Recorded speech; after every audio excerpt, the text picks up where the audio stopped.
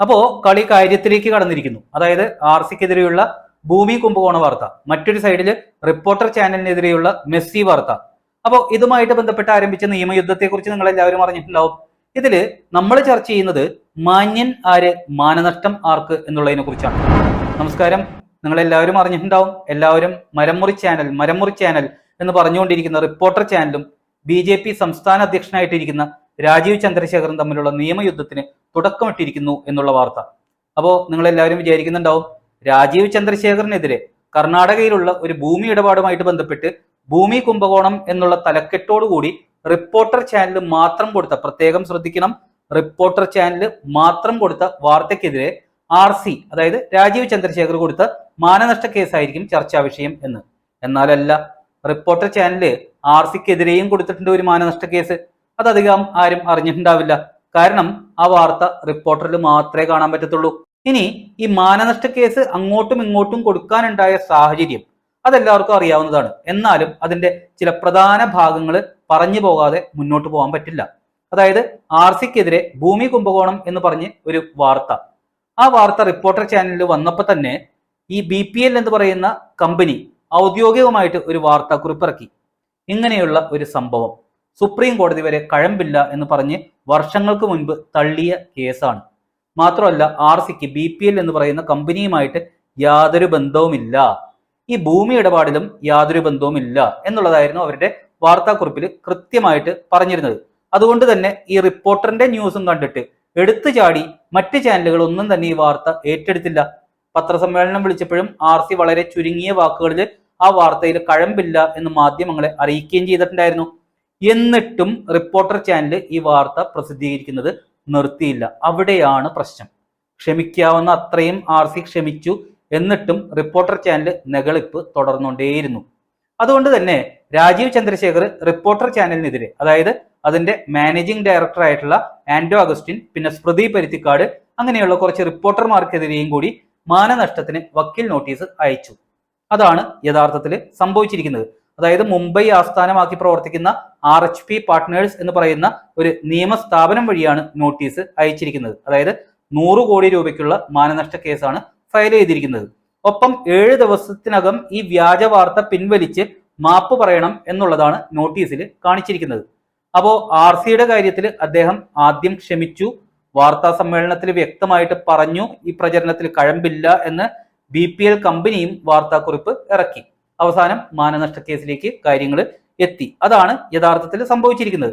ഇനി റിപ്പോർട്ടർ TVയുടെ കാര്യത്തിൽ ഇന്ന് അവർ പ്രസിദ്ധീകരിച്ചിരിക്കുന്ന വാർത്ത, ഏഷ്യാനെറ്റ് ന്യൂസിനെതിരെ ആഞ്ഞടിച്ച് കോടതി, രാജീവ് ചന്ദ്രശേഖറിനെതിരെ 150 കോടി രൂപയുടെ മാനനഷ്ട കേസ് നൽകി റിപ്പോർട്ടർ ചാനൽ.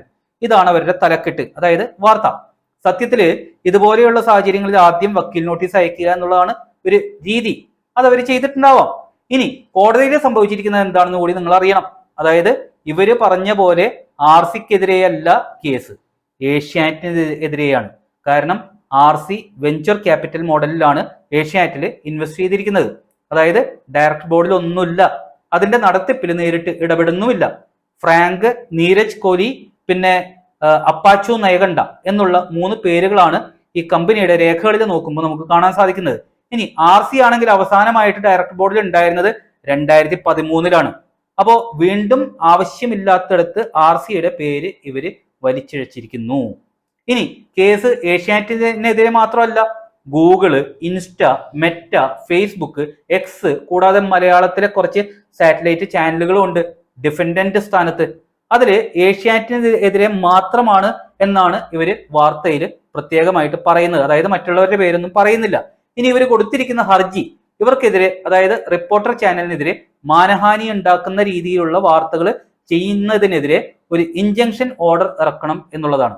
അതിന്റെ അടിസ്ഥാനത്തിൽ കോടതി എന്ത് ചെയ്തു, ഈ കേസ് അടുത്ത സിറ്റിംഗിൽ പരിഗണിക്കുന്നത് വരെ, അതായത് അടുത്ത സിറ്റിംഗിൽ ഈ കേസ് പരിഗണിക്കുന്നത് വരെ മാത്രം ഒരു ടെമ്പററി ഇൻജങ്ഷൻ ഓർഡർ ഇറക്കി. അത്രയേ ഉള്ളൂ.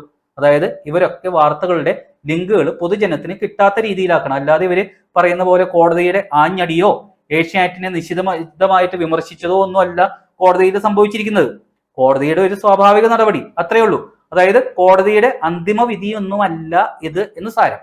ഇനി എനിക്ക് ചോദിക്കാനുള്ളത്, അപ്പൊ ഞാൻ ആലോചിക്കുന്ന ഈ ഏഷ്യാനെറ്റിന്റെ കാര്യത്തിൽ രാജീവ് ചന്ദ്രശേഖരനെതിരെ മാനനഷ്ട കേസ് കൊടുത്തു എന്ന് പറഞ്ഞ വാർത്ത ഇന്ന് കൊടുത്തത് എന്തിനാണ് എന്നുള്ളതാണ്.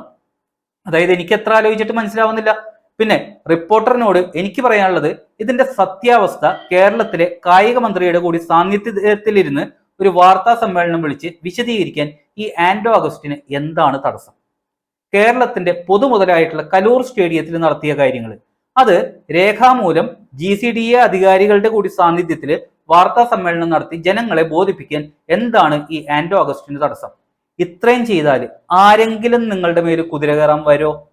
അപ്പോ അതിനൊക്കെയുള്ള ആർജവം വേണം.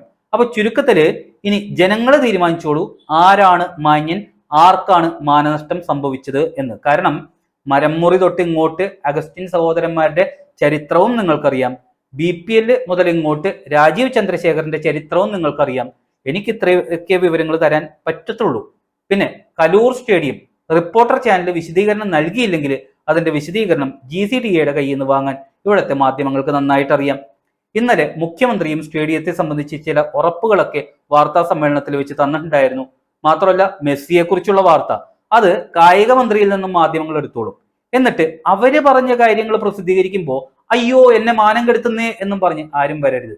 അപ്പോ ശരി.